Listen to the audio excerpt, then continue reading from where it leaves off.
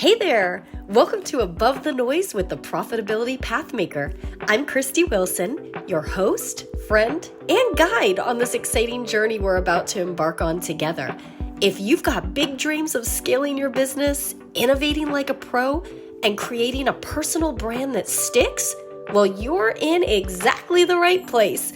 As someone who's navigated the highs and lows of business growth, I'm here to share not just my insights, but also wisdom from the forefront of entrepreneurship and innovation. From the essentials of starting small to the complexities of venture capital, tech advancements, and the art of personal branding, we're diving deep into what it really takes to stand out and succeed in today's fast-paced world.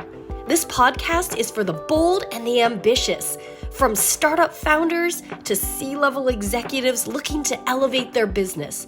So join us as we explore actionable strategies, practical tips, and real-world success stories designed to inspire and empower you. So grab your favorite cup of coffee and let's cut through the noise together.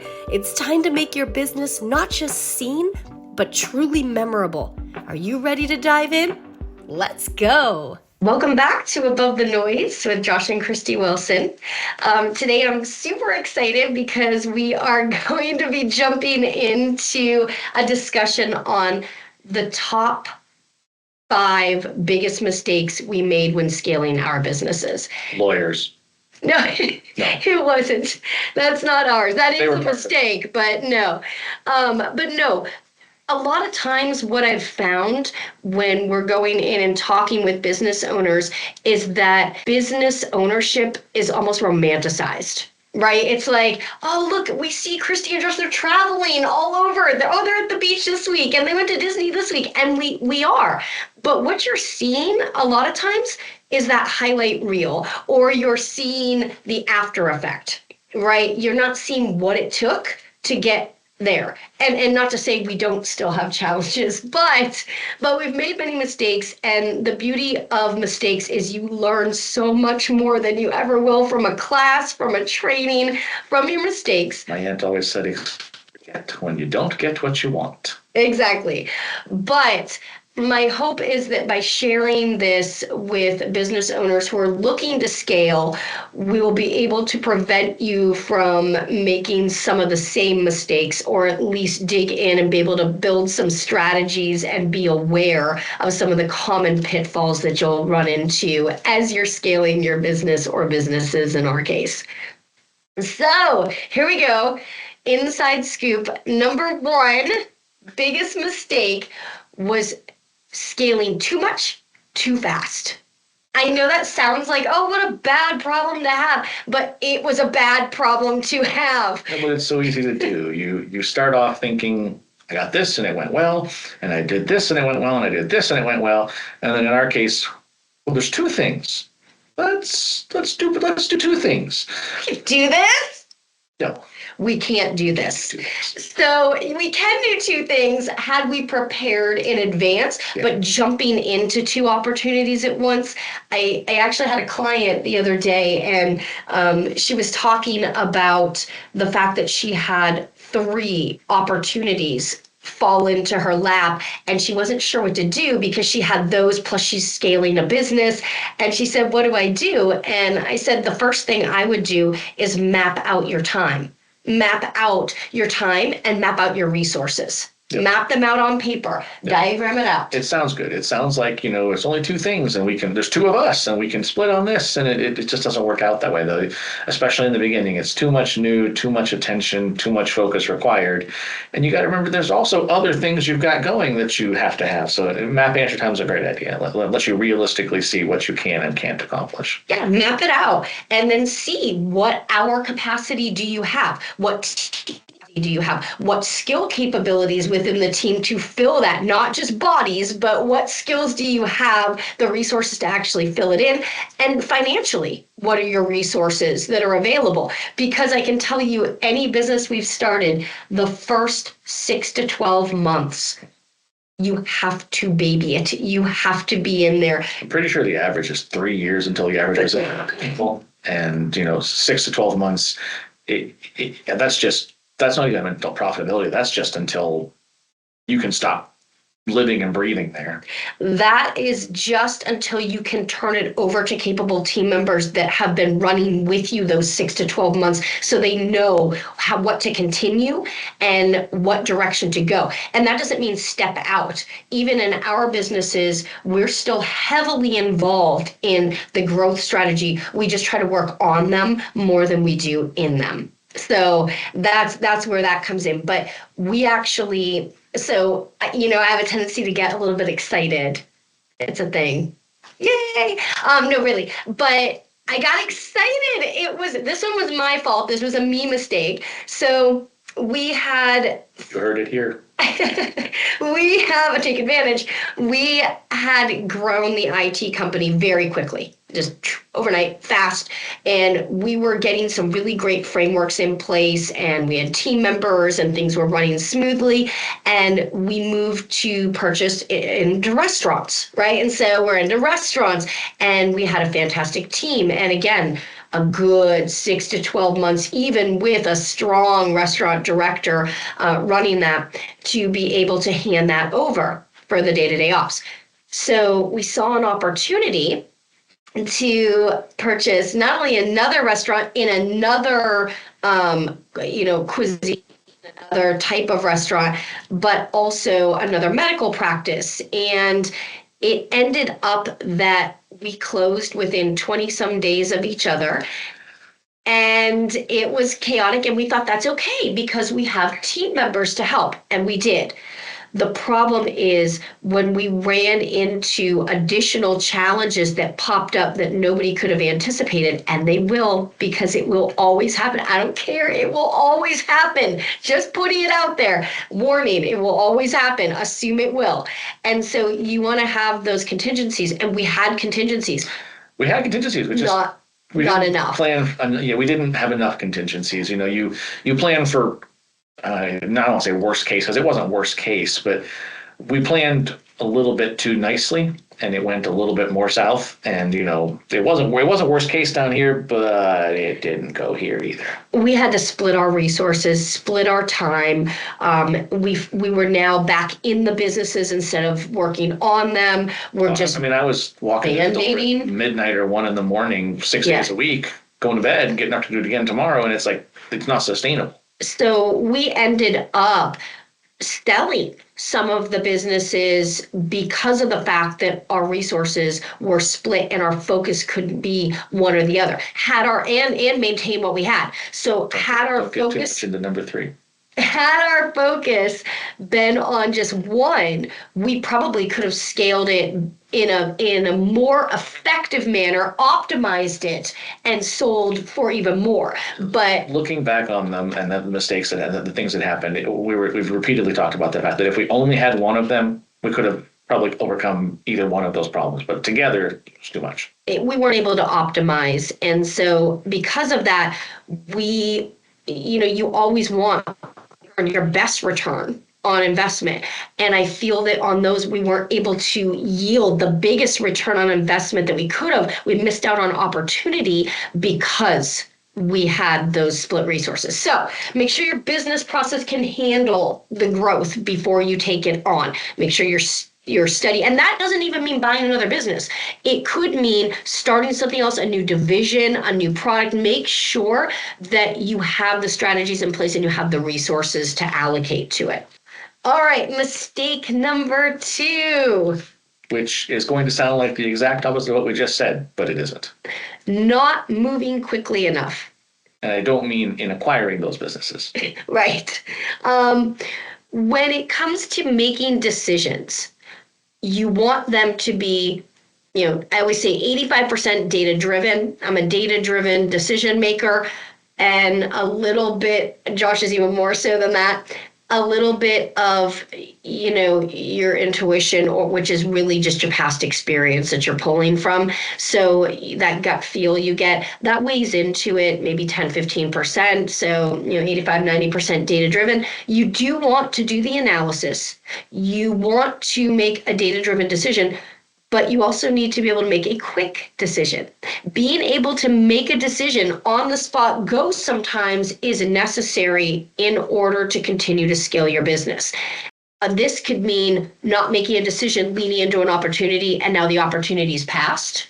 I mean, we've lost out on contract opportunities because we overanalyzed, almost like analysis paralysis, right? You're stuck It's a analyzing. balancing act. You can't just, run to the next shiny thing. Oh, squirrel. I mean, I actually do that, but you're not supposed to do that. But you want to take some time. You also can't spend the whole time thinking about it. And then, I don't know, we sometimes would take too much time trying to gather too much data. And I think you have to take a look at the scale of the decision. If you're talking about, if I tell you it's going to be $1, it's $1. Let's quit talking about it. It's $1. Just go try it. Who cares? It's $1. If it's $10 million, you should spend a good, healthy amount of time thinking about that. But if it's a $100 decision, maybe you don't talk about it for 3 days. Yeah, and even some big decisions, you need to do the analysis, make the decision, and move forward. Use your decision-making framework, whatever you need. Once you make that decision, don't second guess yourself.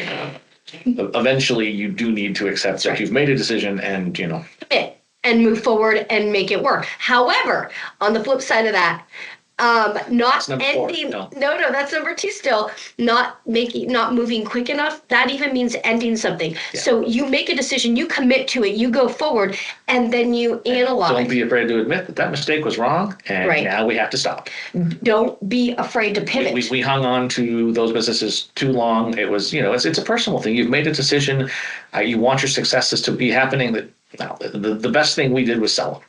Right. It made sense, and it made sense for the new buyers, and it made sense helping them scale as clients actually of ours to help them scale. So you make a decision based on data. However, you do it quickly.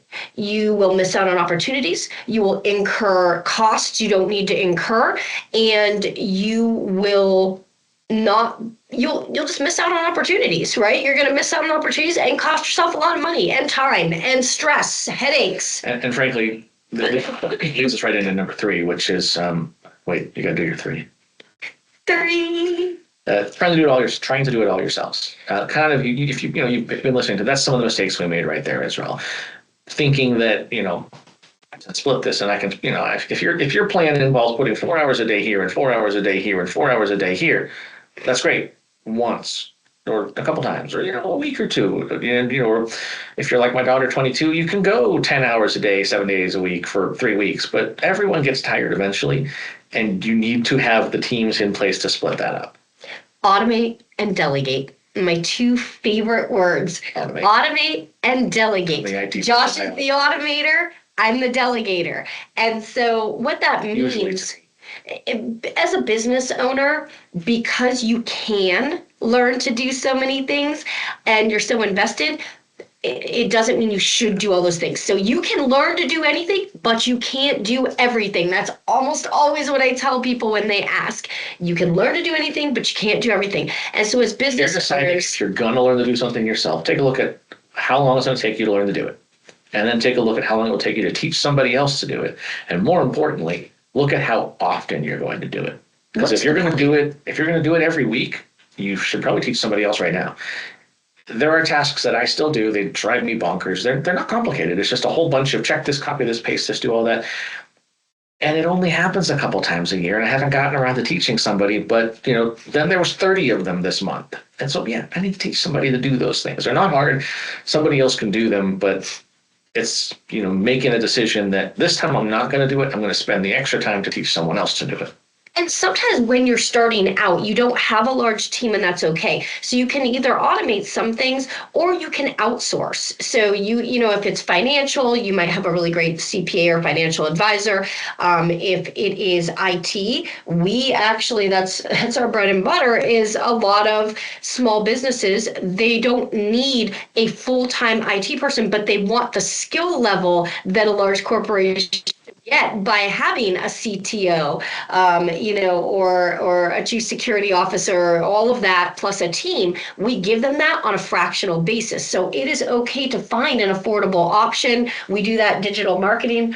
I have a cold. And more and more things are going, and more companies provide these kind of services, as the software as a service is an incredibly popular term anymore, and all that really boils down to is someone else is managing it for you, and that's kind of what an MSP does in the IT world is, rather than you handle backups and you handle antivirus, just forget about them. You pay somebody else does them, their problem, they check it, they manage it, and that's other services are coming out that do that now. I mean, there are in our restaurants there are compliance services. They'll come out and they'll do all the inspections, make sure our certificates are on the wall. They'll come out and do surveys. Are the coolers at the right temperature? Or the gaskets in good shape? But find a balancing act there, because you don't want to turn around and hire 4,000 companies and spend $15,000 and you discover that your business makes $5,000 a month and you're spending 10 of it. No, that's not going anywhere fast. So the wrong question to ask is, can I do it? Don't ask, can I do it? Should I do it? Is the right question. And right questions,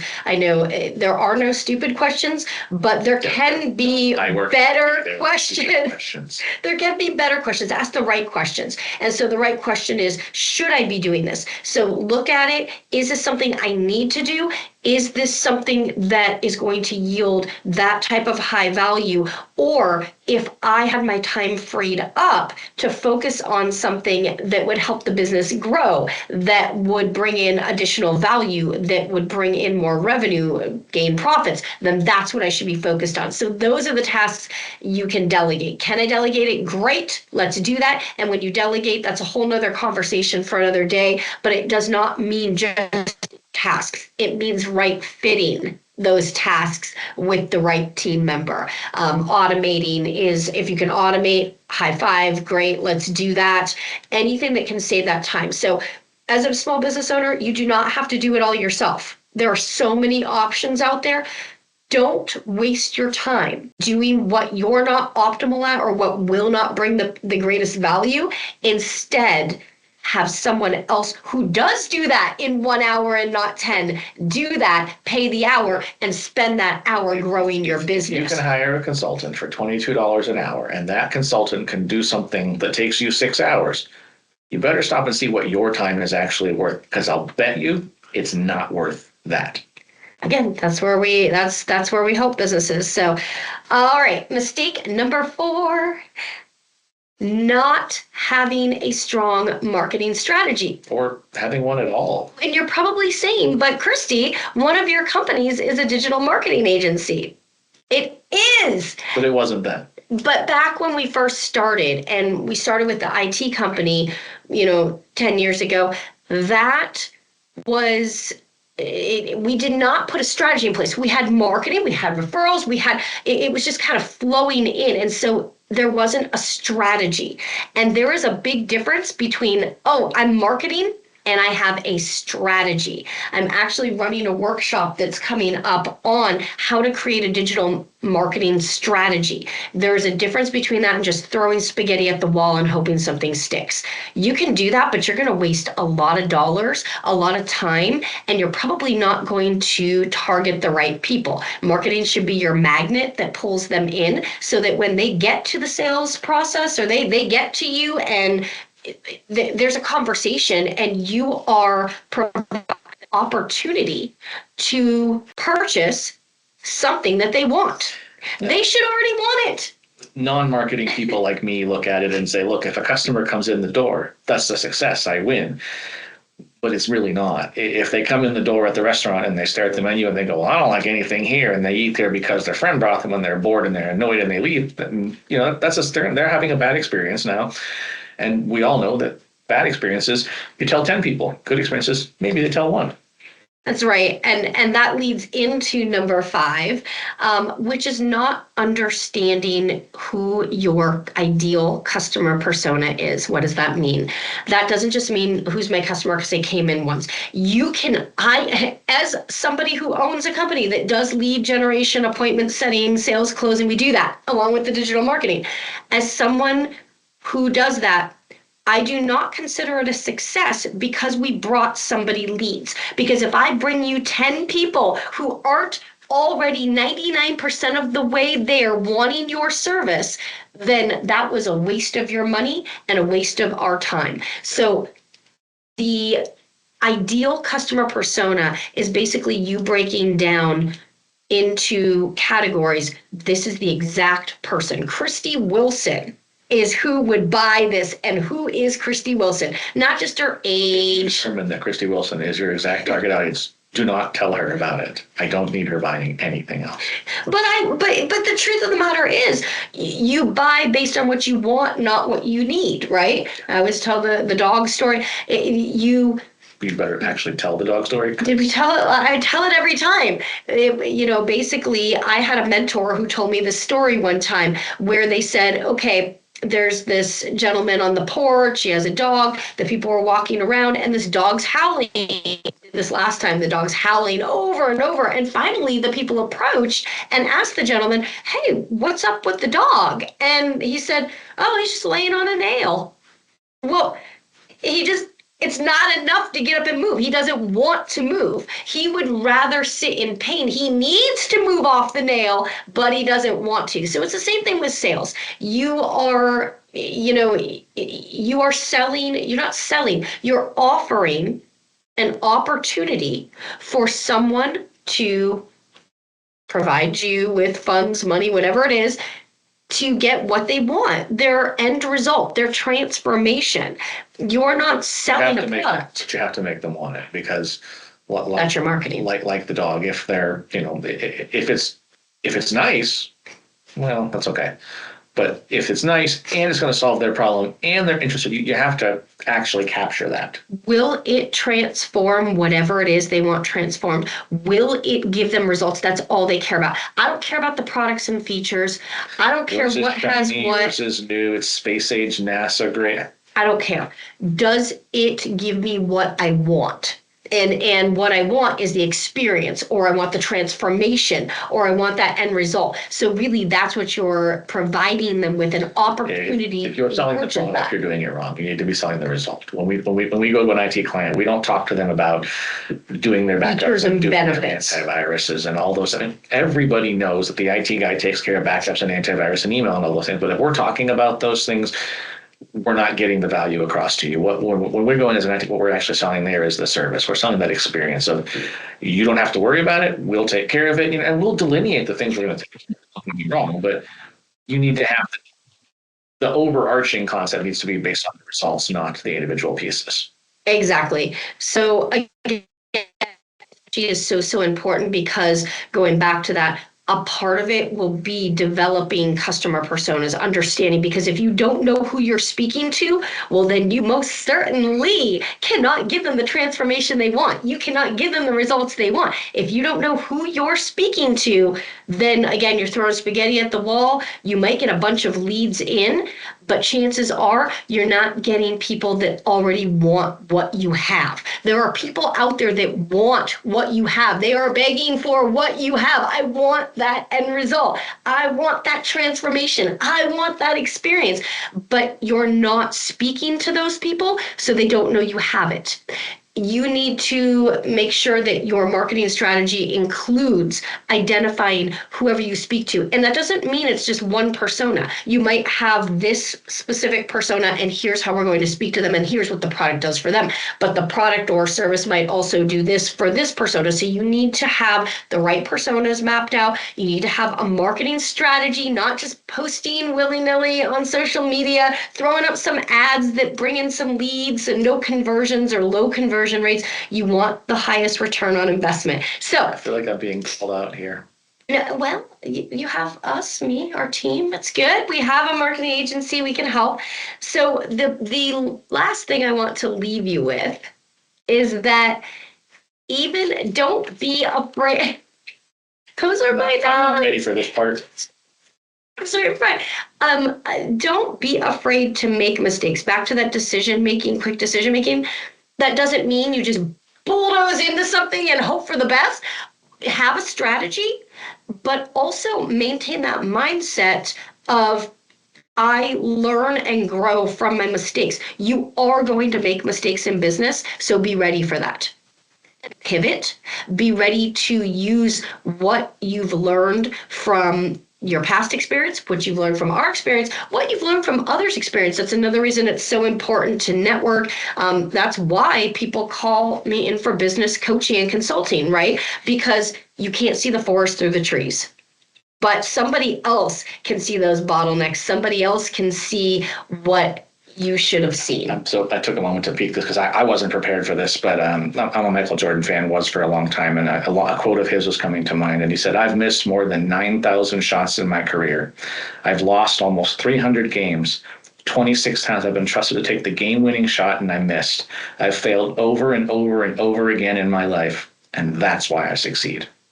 That's right. You learn each and every time. So don't be afraid to make the decision, but also don't be afraid to pivot quickly when you realize a mistake has been made. Don't be afraid to jump in. Don't give up. Don't have your mindset, because I know out there today, mindset's so important. It's everything. It's everything. It is everything you need in order to then move forward to the strategy piece. But you need both to succeed. It's okay to admit that you made a mistake. I mean, we bought those two businesses too fast, same time. We sold them both. We waited too long to sell them. We should have sold them sooner. We, losing money. We should have sold them sooner. Stop and analyze. Think about it, and don't be afraid to say, "Yeah, that didn't work out so well, and let's pivot." And learn from it's great to learn from your mistakes, but even better if you can learn from somebody else's. So I will continue to share many of our mistakes. These are just the top 5 that we were talking about the other day. Only 5. But we make mistakes even at this point. We make mistakes. But what I've learned is you have to be adaptable. You have to be able to pivot quickly, and you have to be able to use that as a learning experience and understand that the struggle I'm going through now is preparing me for who I need to be for this next chapter, wherein I would not have been prepared or armed with that knowledge or that resilience or whatever it may be in order to succeed. So that's it. Top 5. And we will see you next time on the next episode of Above the Noise.